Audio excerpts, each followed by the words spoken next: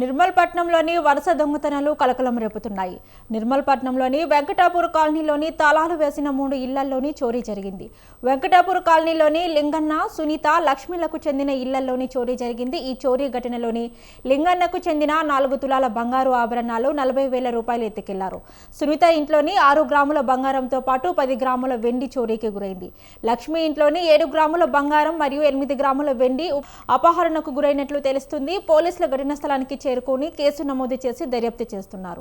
ఇక చోరీలు జరిగిన ప్రాంతంలోని పోలీసులు వేలిముద్రలను సేకరిస్తున్నారు.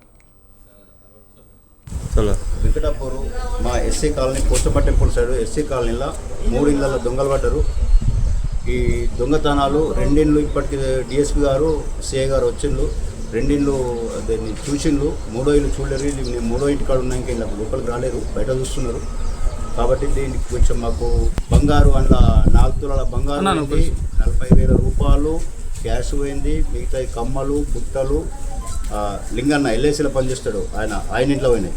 ఇంకోటి సునీత అనేటాళ్ళ ఇంట్లో 6 గ్రాముల బంగారు, 10 తులాల వెండి, క్యాష్ ఏం లేదంట.